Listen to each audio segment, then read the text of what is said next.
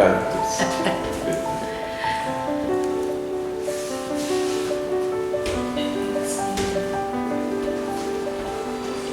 Bom dia aos nossos companheiros de doutrina espírita, seguidores do Evangelho do Mestre Jesus, esse mestre de amor, esse mestre que nos ensina o caminho para encontrarmos a paz, encontrarmos o nosso equilíbrio e retornarmos aos braços do nosso Pai que nos criou.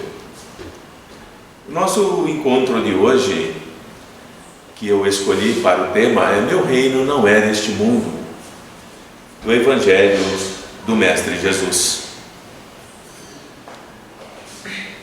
O momento em que Jesus fala essa frase que muitos de nós repetimos diariamente, ou em cada encontro que temos, ou nas aulas que nós fazemos, o Mestre disse que o reino dele não é deste mundo. Mas esse momento é um momento em que ele está se preparando para enfrentar grandes dores, grandes sofrimentos. Ele está sendo julgado, ele está sendo condenado, ele está sendo questionado se ele é realmente o rei dos judeus. Sendo judeu, Jesus carregava, acusado pelos próprios judeus, de que ele estava entrando em conflito e confrontando Pilatos e mesmo César, que era o rei de Roma. Como poderia haver dois reis? E Jesus diz assim, com todas as letras: meu reino não é deste mundo. Em que sentido o Mestre está falando isso? O Mestre está falando da seguinte forma: esse reino de dor, de sofrimento, de mentiras, de acusações de hipocrisia, de guerras, de violência, de fome, de miséria, não é o meu reino. O meu reino não se faz dessa forma. De onde eu venho, de onde eu procedo, das altas esferas, isso não existe lá. É algo completamente inadmissível no meu reino. Portanto, o meu reino, esse poder que vocês alegam sobre mim, essa vaidade, essa prepotência, essa ganância, não é do meu reino. Essa sombra profunda que está no coração de vocês não é do meu reino. Portanto, o meu reino não é deste mundo, mas eu estou neste mundo para lhes ensinar aquilo que realmente é o meu reino. Mas aqueles homens que ali estavam, aqueles judeus, aquela sombra profunda no coração deles, aquela impetuosidade do domínio temporário do poder, não permitiu que eles enxergassem o que o Mestre, naquele momento de dor, de sofrimento, estava ensinando a eles e a todos aqueles que o trocariam logo depois por Barrabás. Pilatos, no seu medo, na sombra do seu coração, ele sabia que aquele era um homem justo e, portanto, aproveitando o momento em que, naquela época do ano, poderia sim, se o povo escolhesse, libertar um prisioneiro, ele procura ainda se esquivar da grande responsabilidade que cairia sobre ele ao longo da história dos tempos, quando ele apresenta se quer em Barrabás ou se quer em Jesus, mostrando a fragilidade do espírito que era Pilatos, mostrando que ele jogava por terra a oportunidade de ficar ao lado da luz e da verdade e da bondade. Ele entendeu, mesmo que superficialmente, quando Jesus disse que aquele reino não era o dele, esse reino não é o meu. Mas a multidão escolhe Barrabás, escolhe o mal, escolhe a perversidade, escolhe a crueldade, escolhe o crime e renega a luz. E ao longo do tempo, essa frase do Mestre Jesus, meu reino não é deste mundo, continua sendo repetida por todos nós, continua sendo falada a todo momento, continua sendo ensinada a todo momento, mas ficamos apenas no palavreado, na frase. Nós não adentramos no real conceito deste ensinamento do reino do Mestre Jesus. Por que permanecemos assim até hoje? A teologia vai nos ensinar que o mundo que nós habitamos é um mundo que nós devemos desprezar. Esse mundo que nós temos hoje, que nós devemos odiar esse mundo material, para conquistar esse reino que Jesus está falando, o reino onde Ele é rei. Para chegar até esse mundo que Jesus está nos ensinando, é necessário abandonar o mundo material. Isso é que a teologia nos ensina. Essa visão equivocada, originada lá no cristianismo primitivo, encontrou na Idade Média o seu apogeu. A Idade Média, que muitos tentam dourar com pílulas de grande brilho falso, dizendo que não foi tudo aquilo, que a história exagerou, que há alguns interessados em tornar a Idade Média a Idade das Trevas, mas havia sim também ali grandes pensadores, grandes representantes da espiritualidade. Mas a Idade Média realmente foi uma idade na qual a busca da verdade, a busca do iluminar-se, a busca do conhecer-se foi cerceada pelas fogueiras, pelas torturas, pelas prisões. E é exatamente nessa idade que os crentes, aqueles que acreditavam que precisavam renunciar ao mundo, ensinado pelos padres, pelos sacerdotes, deixando para isso que o nosso corpo, esse instrumento no qual nós estamos aprendendo a conhecer cada vez mais os caminhos que nos levam a nos tornarmos mais fortes espiritualmente, era necessário que esse corpo fosse consumido pelas enfermidades, que esse corpo sofresse degeneração, que esse corpo fosse abandonado e relegado como um passaporte para a glória celeste.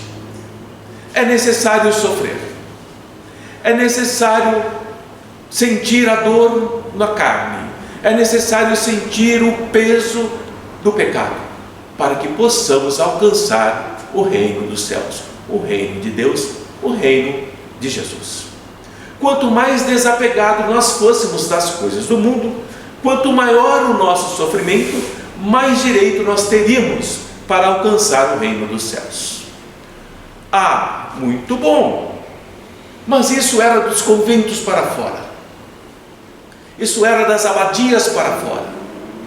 O povo ficaria na miséria, o povo ficaria na tortura, o povo ficaria nas doenças, na fome, nas guerras, nas pragas. Mas dentro dos conventos, dentro das abadias, havia o abuso, o excesso de comida, o desregramento. Pregavam, mas não praticavam. E assim nós fomos aprendendo ao longo dos séculos que era necessário sofrer para merecer o reino dos céus. À medida que o conhecimento foi avançando, chegando o iluminismo, foi afastando essa sombra coletiva, foi afastando a ignorância, foi afastando essa dicotomia, essa separação entre o mundo material, o nosso mundo, e o mundo espiritual, o mundo que Jesus nos fala. Esse abismo imenso começou a desaparecer. Mentes prodigiosas começaram a chegar e dizer: não, não é assim. Grandes filósofos, grandes pensadores muitos dos quais foram também sacrificados, muitos dos quais foram considerados loucos, dementes e internados em hospícios, até que ali morressem. Muitos dos quais nos ensinaram que para conhecer essa graça entre o nosso mundo material e o mundo espiritual, o reino dos céus, era preciso construir uma ponte, a ponte da lógica, a ponte da análise, a ponte do raciocínio, a ponte do entendimento do que é o amor divino. A ponte de luz que permite que a cada vez que nós pensarmos essas bordas que estavam muito distantes entre o mundo material, que era preciso sofrer muito para chegar ao mundo espiritual, esse abismo tendeu ao desaparecimento. Não é necessário nós sofrermos, como nos ensinam, para nós nos transferirmos para o reino dos céus. Não há essa necessidade. Se o nosso mundo fosse apenas um vale de lágrimas, ou uma região de dores infernais, nós estaríamos defrontando um absurdo ético ao analisarmos Deus. Eticamente, que Deus é esse? Que nos impõe dores e sofrimentos para que possamos chegar até Ele, com todos esses atributos de perfeição que Jesus nos diz que o Pai carrega. Que Deus é esse que vai atirar as criaturas, como nós, que somos psicologicamente infantis? Nós somos pueris, estamos desequipados de experiências espirituais, por isso aqui estamos. Que Deus é esse que nos joga no abismo de sofrimento e dor para que possamos alcançá-lo? O que acontece com a nossa mente quando nós nos deparamos, ano após ano, vida após vida, somente em dor e sofrimento, sem nenhuma perspectiva de esperança? Aquele que fica abandonado, que fica jogado, que fica esquecido, que vive em um ambiente extremamente incapacitante. O que acontece com a mente desse nosso irmão? O que aconteceria com a nossa mente num ambiente de loucura? Nós também enlouqueceríamos. Consequentemente, eticamente, essa vivência que a religião foi nos ensinando, ela não é digna de elevação. Ela traz um ensinamento que nos coloca cada vez mais fundo, cada vez mais culpados, cada vez mais abandonados e cada vez mais devedores. Se eu ainda estou sofrendo profundamente, é porque eu ainda devo, e eu não sou merecedor da misericórdia de Deus. Portanto, para alcançar esse reino dos céus que Jesus nos ensina, é necessário que eu sofra muito, que eu sofra profundamente.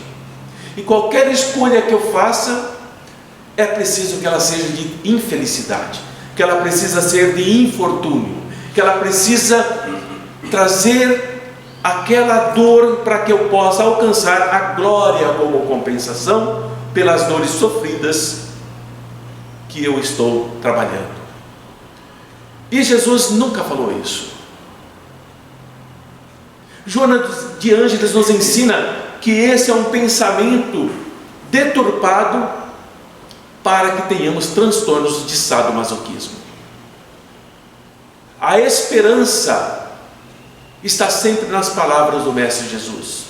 O ser humano que assim pensa, e que assim é doutrinado, e que assim é ensinado, e que assim é levado, ele vai agir, ele vai viver um paradoxo na área da razão, na área do bom senso. Ele deixa de pensar, ele deixa de olhar para si como uma criatura, filha do elevadíssimo Pai, que disse: eis aí o meu filho muito amado. Se Jesus é o filho muito amado, por que nós não o somos? Que pai seria esse? É necessário compreendermos esse distanciamento. Quando Jesus se transfigura no Monte Tabor, Elias e Moisés e os seus discípulos, Pedro, João e Tiago, se assustam com aquela luz enorme, com aquela transfiguração,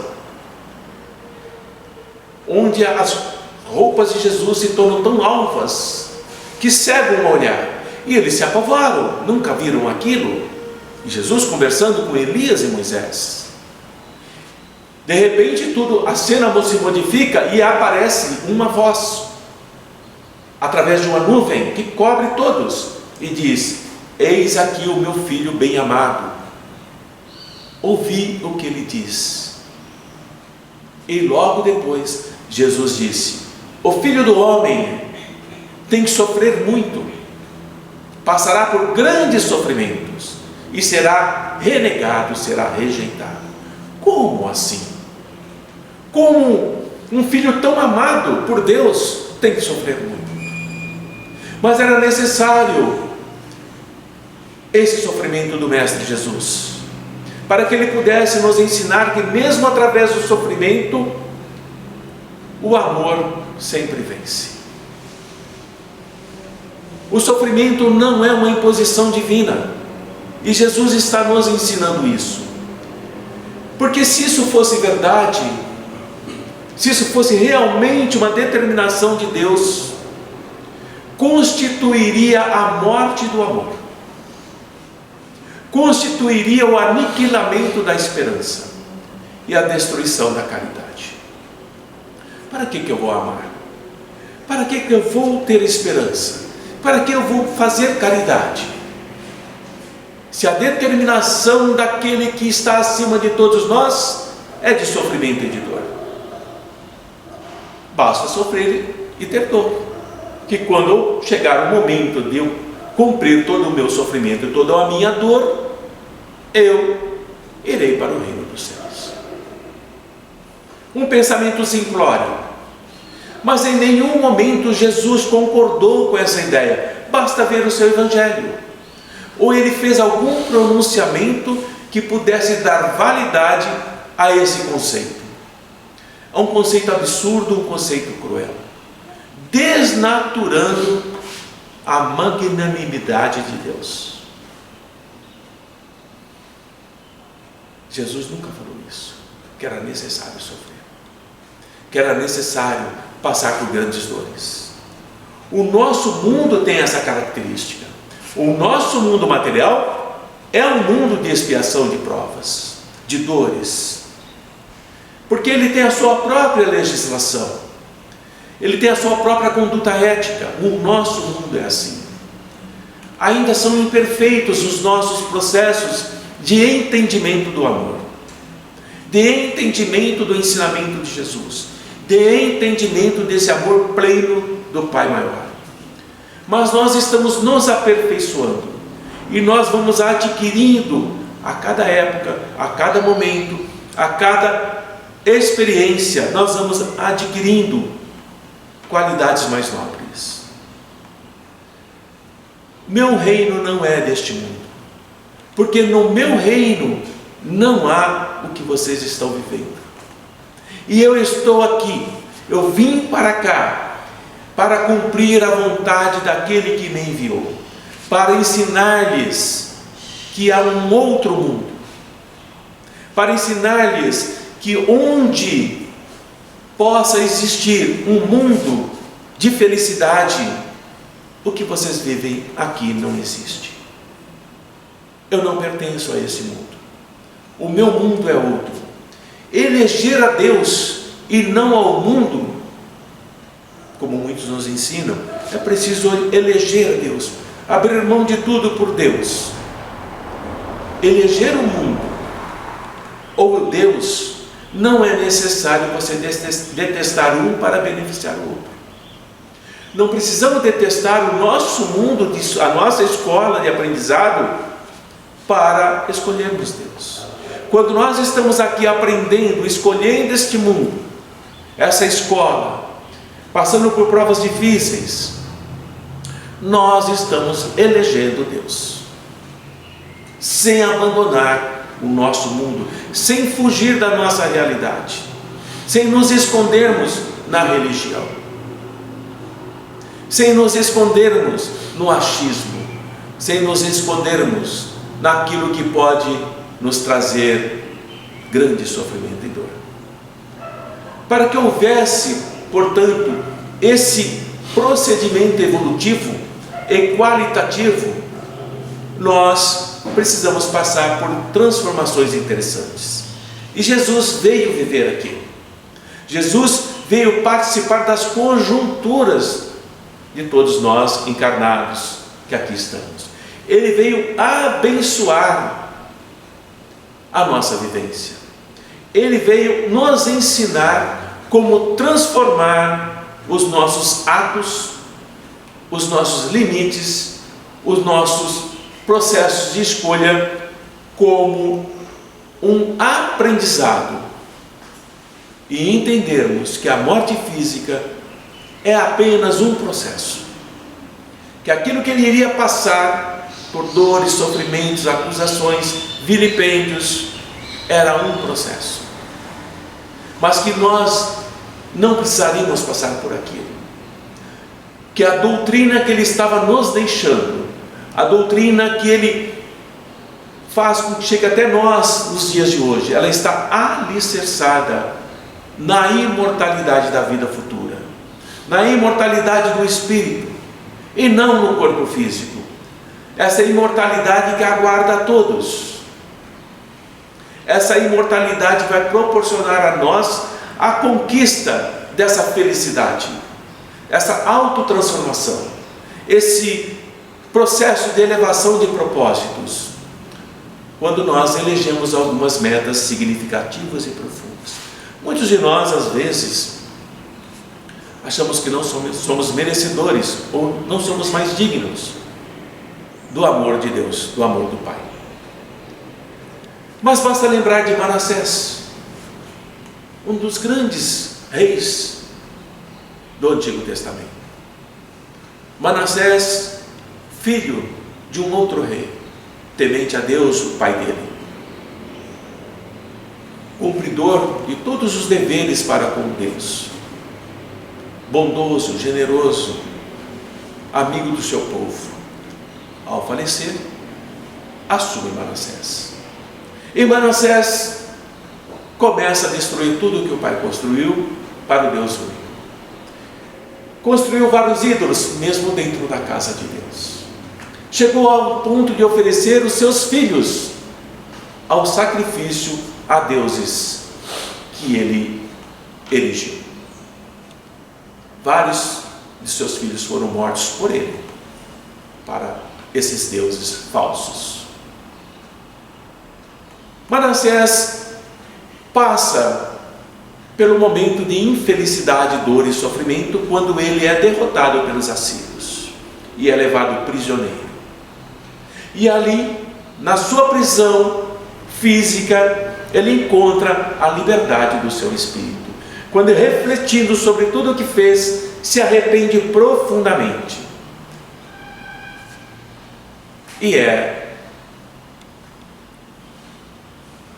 abençoado pelo Pai, que ama a todos, e é libertado, e retorna como rei, reconstrói tudo aquilo que ele tinha destruído, manda retirar todos os deuses falsos pagãos, manda retirar todas as idolatrias, mas o seu reinado de 52 anos deixou uma grande marca no povo. Ele tirou, sim, de acordo com o seu poder de rei, tudo aquilo que ele tinha feito de errado, mas não conseguiu tirar do coração do seu povo, que aprendeu a não respeitar o Pai amado. Passaram a ter uma escolha de violência, de falsidade, de mentiras. E Manassés se regenerou, foi socorrido Mas aqueles que continuaram pregando, praticando a ideologia de Manassés, continuam até hoje esperando, clamando por misericórdia. Portanto, a escolha é de cada um de nós. Se Manassés, que foi um dos piores reis da Judéia, foi perdoado e foi abençoado diante da sua sinceridade, do seu arrependimento, por que é que nós, dentro de culpas tão pequeninas, seríamos esquecidos e condenados ao sofrimento e à dor? Estamos em aprendizado. Jesus jamais se furtou de participar do convívio social. Jesus seguia as regras do mundo, e quando ele não era recebido de acordo com as regras do mundo daquela sua época, ele chamava a atenção daquele que não recebeu de acordo com as regras. Quando ele chega na casa de Simão, o fariseu, que o convidou para um almoço, e o fariseu não o recebeu como deveria, Jesus o censurou. Como recebes-me dessa forma? Dizendo, é necessário que siga as regras do mundo. E ele mostra a sombra no coração desse fariseu que o convidou com outras intenções. E ao mesmo tempo, ele eleva a espiritualidade daquela pervertida que lavava-lhe os pés e enxugava com seus cabelos. Jesus mostra que o poder daquele que o convida, o dono da casa, o Senhor, não tem o brilho da escrava.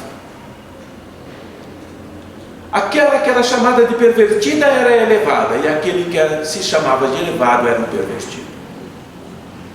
E Jesus convive com ambos, e ele igualmente, jovialmente, recebe Nicodemos, aquele doutor da lei, a autoridade do Sinédrio, para uma entrevista, ensinando a ele a lei dos renascimentos. É necessário que nasça novamente.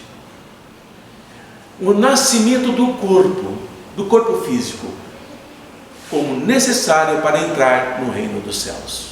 Reencarnar, reaprender, ressignificar, reparar, mas não ser abandonado pelo Pai. Porque se fôssemos abandonados por Deus, órfãos de Deus, de que adiantaria a nossa reencarnação? De que adiantaria a imortalidade do Espírito? Um Espírito eternamente perdido em si mesmo, desejando um reino dos céus que ele jamais irá alcançar.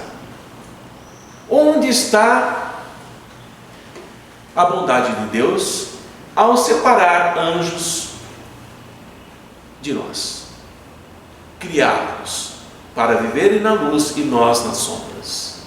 E Jesus está ensinando isso. Quando ele visita com alegria, mais de uma vez, os samaritanos, Jesus, judeu, samaritanos odiados pelos judeus. Veja a parábola do bom samaritano. Veja a parábola, onde os judeus odiavam os samaritanos, e é o samaritano que socorre os judeus. Vitimados pelos preconceitos, Jesus ia visitá-los como judeu, ensinando que o amor do Pai é para todos, o reino dos céus é para todos. Não há ninguém que está sendo exilado, expulso do reino dos céus. Todos são chamados. Quando Jesus toma como sua a família de Lázaro, lá em Betânia, ele aceita as gentilezas de Maria. Maria ficava ali ao pé de Jesus, ouvindo o mestre falar. E Marta, a atribulada, com a casa, com a comida, com a limpeza. E Jesus a adverte com bonomia, com bondade. É a preocupada Marta: Marta, Marta, por que fazes assim? Faça como Maria, venha ouvir-me. E Marta brava com Maria, porque Maria não a estava ajudando nas coisas do mundo. Em momento nenhum, Jesus levantou a sua voz para maldizer o mundo. Pode pegar o Evangelho. Como nós às vezes falamos, que mundo é esse que nós estamos vivendo? Não suporto mais este mundo. Estamos maldizendo a casa, a escola que está nos ensinando a conquistar o reino dos céus. E Jesus nunca ensinou isso. O mundo nunca foi condenado pelo Mestre, mesmo não sendo o seu reino. Ele propunha respeito e consideração para com esse mundo. Ele propunha que era necessário olhar o mundo, viver o mundo, mas não permanecer no mundo. Essa é uma grande diferença. Entender por que nós estamos aqui é uma coisa, e compreender para que estamos aqui é outra coisa. Quando nós falamos assim, vou fazer uma palestra por Jesus. Não. Nós vamos fazer uma palestra, vamos fazer uma reunião, vamos socorrer alguém para Jesus. O nosso trabalho é sempre para Jesus. Quando João foi exilado na ilha de Patmos, na Grécia, o único dos apóstolos, dos discípulos que não foi assassinado, grande sofrimento e grande dor ali, muito frio, uma ilha cheia de pedras, pouco alimento, sem nenhum abrigo. E ali João escreve o Apocalipse, a revelação. Ali é João. E João diz assim: não estou aqui por Jesus, estou para Jesus. É importante nós sabermos isso, porque é isso que determina o nosso olhar, é isso que determina as minhas escolhas, é isso que determina o quanto eu já consigo compreender o que é o reino dos céus. Jesus veio para que nós, homens, continuássemos e conhecêssemos a nossa realidade. Na época de Jesus, aqueles homens eram o quê? Eram pastores, eram nômades, nenhum conhecimento da vida, uma vida difícil, primitiva, e ele precisava ensinar esses homens. E qual a lei que prevalecia ali? Moisés, uma lei dura, uma lei terrível, olho por olho, dente por dente. Mas era necessário isso. Eram pessoas primitivas, sem nenhum conhecimento de justiça, de humanidade, onde as mulheres valiam menos do que os animais, onde as filhas com qualquer defeito físico eram assassinadas pelos irmãos. Era essa a situação que Jesus se deparava. E era necessário esse rigor das leis. As leis tinham que ser rigorosas, para que elas fossem severas, para coibir, para controlar aquela massa selvagem, violenta. Mas também necessários períodos de escravidão. Egito, para que fossem a cada dia amainados na sua selvageria, como escravos que eram. O mundo material se fazendo presente, preparando esses irmãos para o reino dos céus.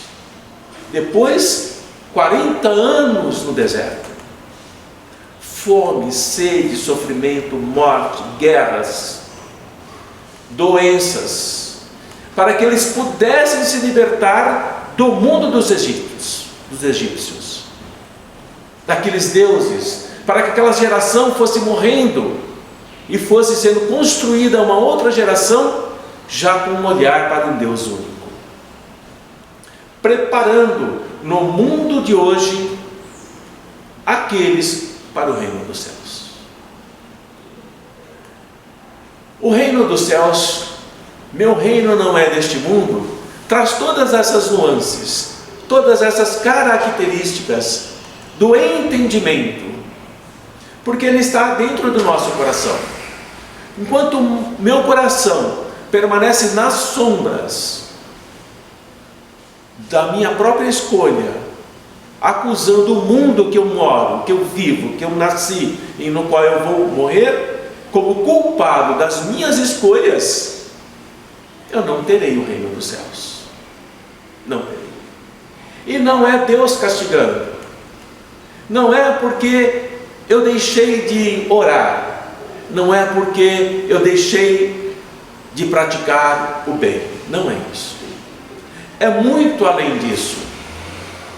Porque quando Jesus se refere às esferas de onde ele vinha, de onde ele veio, como o seu reino, ele também está falando do nosso mundo.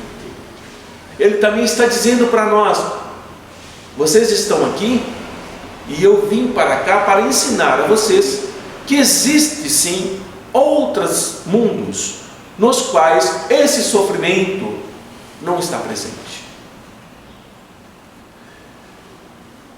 Mas vocês estão aqui e é necessário que passem por isso. Por isso eu passarei pelo que vocês irão passar. Haverá pranto e ranger de dentes. Haverá mãe contra filho, filho contra mãe, esposo contra esposa. Porque Jesus foi aquele que ao nascer e levar apresentado ao templo, foi chamado por um daqueles que estavam esperando o Messias, o homem da contradição. Acho que é Simeão que, quando pega Jesus no colo, diz assim: podeis levar-me, meu Pai, meu Deus, porque este menino é a luz do mundo e ele é a contradição. Onde houver guerra, haverá paz. Onde houver ódio, haverá amor. Onde houver desprezo, haverá acolhimento. A contradição. Jesus não veio trazer a paz ao mundo. Jesus veio nos ensinar que a guerra que nós vivemos só será absorvida pela paz quando seguirmos os seus ensinamentos. E é dessa forma que ele estabelece a fraternidade e o amor. É dessa forma que ele diz que todos os indivíduos são irmãos.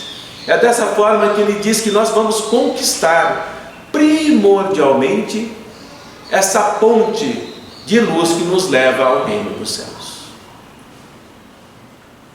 Há pouco estávamos conversando, eu e Cristina, sobre a nossa jornada na espiritualidade, a nossa jornada na doutrina espírita. Estávamos conversando sobre as sombras que tomam conta de todos aqueles que já se acham iluminados o suficiente para seguirem por si, abandonando os seus amigos, acreditando que já estão no reino dos céus,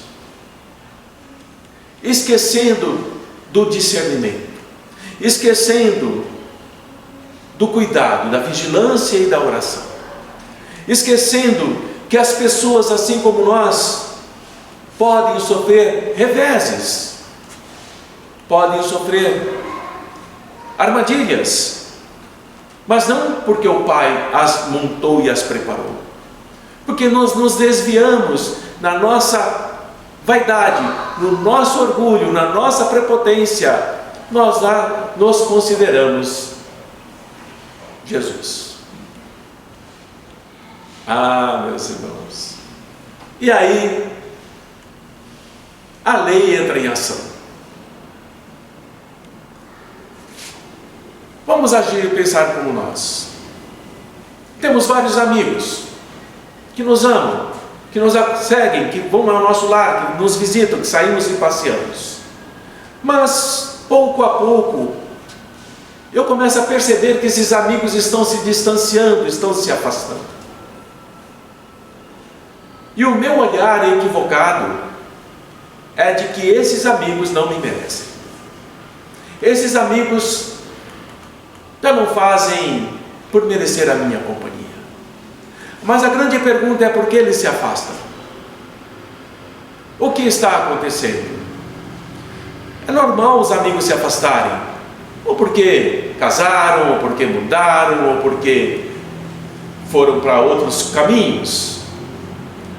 Mas quando eu os procuro e eu encontro obstáculos para me reunir com eles, é necessário que eu olhe para dentro de mim mesmo, para que eu olhe se há uma sombra em mim, se escolhas que eu fiz os afastaram. E é dessa forma que Jesus passa por isso. Passa pelas questões do mas, passa pelas questões da ignorância da realidade, onde predominam os jogos de interesses, os jogos de servilidão, de que você seja um servo, você seja alguém que se submete, deixando com que aqueles que valorizam o mundo que nós estamos nos envolvam e nos levem para caminhos equivocados, nos afastando dos ensinamentos e da espiritualidade, nos deixando encantar pelo canto de quimera do mundo impermanente que é o nosso. Esse mundo relativo, esse mundo onde tudo ficará, onde tudo que é matéria permanece, inclusive o nosso próprio corpo. Mas levaremos desse mundo conosco tudo aquilo que há de sombra, tudo aquilo que há de perversidade, porque é isso que nós absorveremos, e é isso que nos impedirá, por um momento, de sermos chamados de filhos bem-amados, porque ainda não estamos na transfiguração que Jesus mostra no Monte Tabor, necessário para conversar com espíritos de autoescola. É preciso lavar a nossa roupa neste mundo,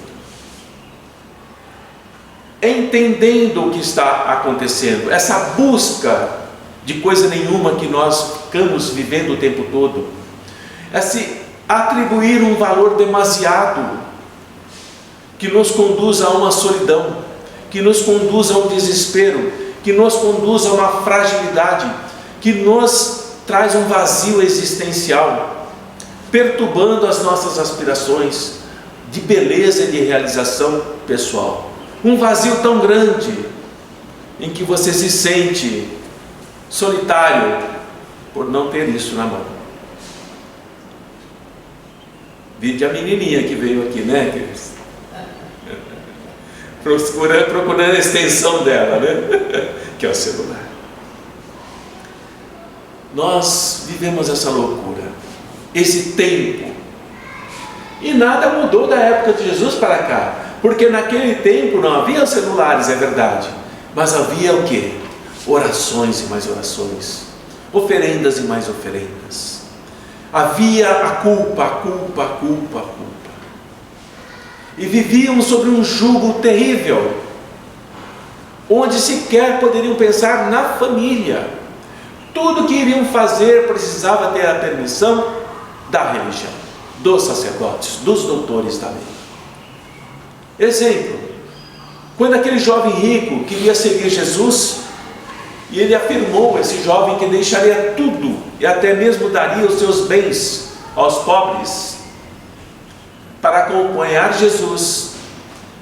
Mas naquele momento ele tinha outros compromissos que ele pretendia atender, e depois disso ele seguiria Jesus.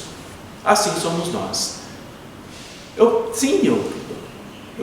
entendo o que é Jesus, eu gostaria de seguir os seus ensinamentos, mas eu preciso fazer a minha pós-graduação, mas eu preciso disso, mas eu preciso daquilo. E Jesus está olhando isso. Outro moço, no seu evangelho, traz para nós, ele diz assim: outro moço sintonizou com o seu chamado, mas o seu pai havia morrido, e ele estava obrigado a sepultar o pai. Mas Jesus olhou seu coração e viu que ele não estava interessado em sepultar o pai. Por isso que ele diz: deixai os mortos sepultar os seus mortos. Porque o motivo real do moço não acompanhar Jesus não era a morte do pai, mas a herança que ele ia receber. E se ele não estivesse presente, ele não receberia. Deixai, mestre, que eu sepulte o meu pai. Deixe que os mortos sepultem os seus mortos e sigam-me. Mas a herança, o mundo material, o impediu de seguir a luz para permanecer na matéria.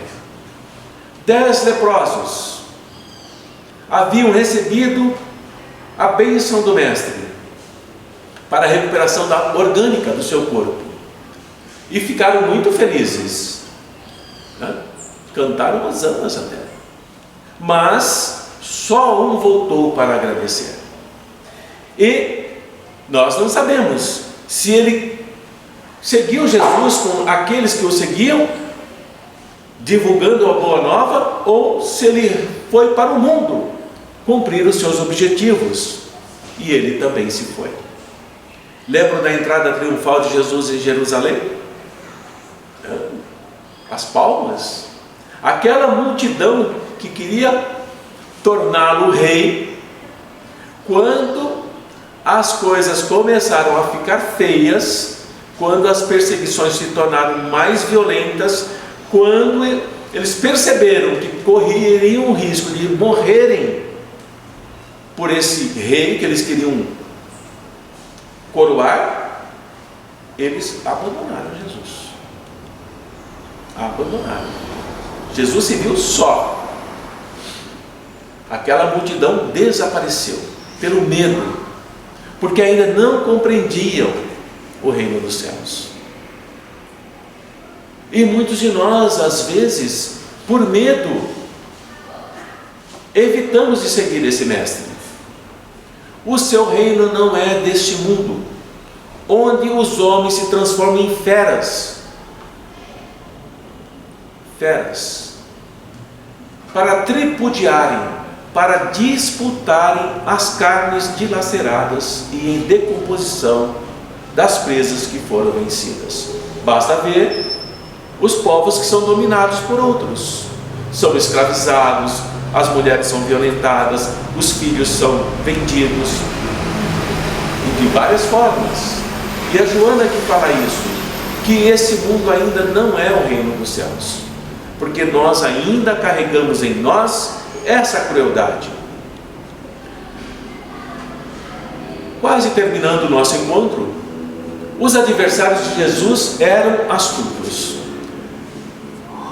O que nos diz os apóstolos? Não é contra a carne que vocês devem lutar, mas contra as potestades, contra os espíritos imundos. Não percam o seu tempo com a carne, porque não é essa a luta. A luta é entre almas, entre mentes, e é necessário que, além de admirar Jesus, seguir os seus ensinamentos. Por que quiseram matar o mestre? Mesmo ele dizendo que o reino dele não era daqui, ele não apresentava perigo físico para ninguém. Jesus nunca pegou uma arma, Jesus nunca subiu em um púlpito e convocou a multidão para sair quebrando tudo. Jesus dizia: perdoai os vossos inimigos, amai o vosso próximo. Por que ele era uma ameaça? Fisicamente ele não representava perigo nenhum, mas espiritualmente sim.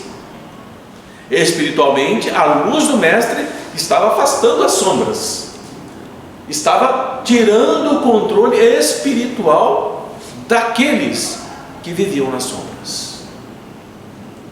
E essa luz eles queriam apagar. Eles queriam que ela desaparecesse, porque eles invejavam o mestre e o atacavam, porque eles não eram capazes de fazer o que Jesus fazia, pelo próprio coração. As calúnias, as acusações, as intrigas. Não, ele disse que é rei, e existe só um rei. Aquele que diz que é rei precisa ser morto. Mas nunca Jesus disse: eu sou rei neste mundo. Ele nunca disputou com o reinado de Roma, mas ele estava disputando o mundo espiritual. E esse momento é que é pesado sobre ele. As suas palavras eram sábias, todos reconheciam, todos sabiam disso. E Jesus conhecia profundamente Herodes, conhecia Pilatos, conhecia Anás e conhecia Caifás, profundamente. E todos tinham medo dele. Quando Jesus se aproximava, todos tremiam na sua sombra, porque a luz afasta as sombras, mas elas não desistem. E é dessa forma que esses líderes, esses senhores do momento, do poder do momento, Herodes, Pilatos, Caifás, Anás e muitos outros, dominadores de um dia no mundo, condenaram Jesus, para que, morto o homem, morresse a mensagem. E sabemos, a história nos ensina que, morto o homem, a mensagem não morre. Ela se fortalece, porque ela já está enraizada, e ela se prepara para todos nós, como seguidores do Mestre. Por que Jesus respondeu então a Pilatos: o meu reino não é deste mundo? Para colocar esse reino que não é deste mundo ao alcance de todos nós, para dizer que aqueles que desejam alcançar esse mundo, que ele está dizendo de onde ele veio, é necessário, mesmo nascido na terra, ser testemunha do seu evangelho, na prática, na devoção, no esforço de si mesmo. Eu não nasci, eu não vim a este mundo senão para dar testemunho da verdade. Aquele que pertence à verdade escuta a minha voz. E escutar a voz não é ouvir. Escutar a voz é praticar. Porque ouvir é fácil. Escutar implica em pensar sobre isso, analisar, escolher e seguir. A verdade afasta a sombra, ilumina a ignorância, preparando para a vida permanente, aquela vida que não se extingue com a presença da morte. O Mestre nos fala de uma forma muito singela: eu sou a luz do mundo. Deste mundo, só conhecereis o Pai através de mim. Só conhecereis a verdade do Pai através de mim. Eu sou o caminho, a verdade, a vida. E não são separados esses três processos. O caminho, a vereda, a trilha que nós vamos seguir, nos leva para a verdade. A verdade de mundos, onde nós não passaremos mais por sofrimentos e dores, mas com o nosso próprio esforço. E a vida no seio do Pai. Não essa vida que nós tememos perder. Não essa vida que nós lutamos para manter, mesmo quando os nossos corpos estão caquéticos, debilitados, sem forças. A vida que Jesus nos fala é a vida no reino dos céus, a vida na espiritualidade, a vida no amor pleno, onde não existe sequer a sutileza de um pensamento que possa ser de egoísmo ou de prepotência. Meu reino não é deste mundo, e nós aqui estamos, neste mundo, para alcançarmos o mundo que Jesus nos fala. Esse mundo sem crueldade, sem violência, sem desatinos, onde todo o amor de todos nós se torna único no amor pleno do Pai. Bom dia a todos, terminamos o nosso encontro, espero que a mensagem tenha sido dada, agradeço ao pessoal que esteja assistindo pela internet e que reflitam sobre essas considerações que aqui colocamos. Obrigado.